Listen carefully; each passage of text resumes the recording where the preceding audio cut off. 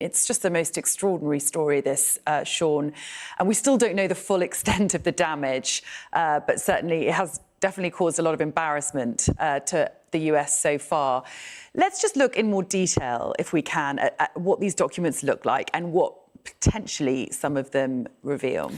One of the things that's been perplexing most military analysts is how a 21-year-old with a security clearance, but relatively simple, managed to get hold of some top secret documents, then print them out. And where there's not just like printing off here or back at home, there are very complicated procedures for printing off any secret documents. Now that we've actually got photographs of the documents itself, now we can actually start to talk to us a bit more.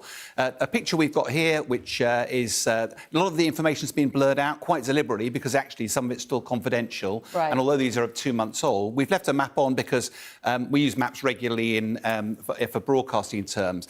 But I'll draw your attention right to the top. It talks about Russia-Ukrainian Joint Staff's Brief. Now, what this is at the very senior levels of the US military, the senior generals will get a daily brief from all of the ops, intelligence, logistics folks for all the key operational areas in the world. So Ukraine, potentially in areas like China, North Korea and stuff like that.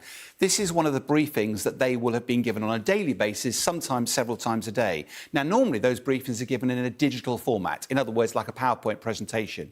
But most senior officers like to be able to make notes as well. So they give them a little pack of hard copy, which they can make notes, which of course should be collected at the end of the event. Now, hold on to that thought for a moment. Very difficult for a 21-year-old to get hold of the electronic version. And even if he did, why wouldn't he not share an electronic version with his mates online? Far easier if he had access to that briefing room after those seniors had left. Some of the seniors had taken out some of the pages they'd written notes on, and he was able to pick up scraps from that briefing room.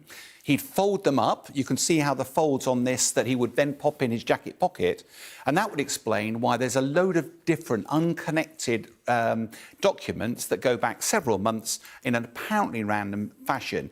And therefore, this is probably less about him securing it digitally, more about him harvesting paper copies and sharing them with his colleagues. Now, of course, it's been a huge breach of national security for the US, its allies, and crucially, Ukraine, which is in a live war situation.